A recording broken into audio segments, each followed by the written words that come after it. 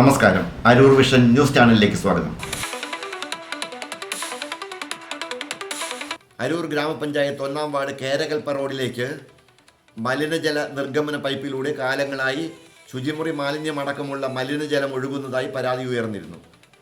റോഡിന് സമീപം സ്ഥിതി ചെയ്തിരുന്ന വാടക കെട്ടിടത്തിൽ നിന്നാണ് മലിനജലം ഒഴുകുന്നതായി പരാതി ഉയർന്നത്. റോഡിൻ്റെ ഇരുവശത്തും താമസിക്കുന്നവർക്ക് ഏറെ വിഷമതകൾ സൃഷ്ടിച്ചുകൊണ്ട് റോഡിലൂടെയും വീട്ടുവളപ്പിലൂടെയും മാലിന്യം ഒഴുകുന്നത് യാത്രക്കാർക്കും പരിസരവാസികൾക്കും ആരോഗ്യ പ്രശ്നങ്ങൾക്ക് ഇടവരുത്തിയതായും പരാതിയുണ്ട്. ബന്ധപ്പെട്ട അധികാരികൾക്ക് പരാതി കൊടുത്തിട്ടും കാര്യമായ നടപടി സ്വീകരിക്കപ്പെടാഞ്ഞതിനാൽ ഇന്ത്യൻ നാഷണൽ കോൺഗ്രസ് 1-ാം വാർഡ് പ്രസിഡന്റ് PJ പ്രബീഷ് പുത്തൻവീട്ടിലിൻ്റെ നേതൃത്വത്തിൽ സംഘടിച്ച് ജലം പുറത്തുവിടുന്ന പൈപ്പ് കോൺക്രീറ്റ് ചെയ്ത് ഇന്ന് അടയ്ക്കുകയാണ് ഉണ്ടായത്. ശക്തമായ പ്രതിഷേധത്തെ തുടർന്ന് പഞ്ചായത്ത് പ്രസിഡന്റും ഹെൽത്ത് ഇൻസ്പെക്ടറും പരിസരവും സംഭവസ്ഥലവും സന്ദർശിച്ചതായും അറിയുന്നു.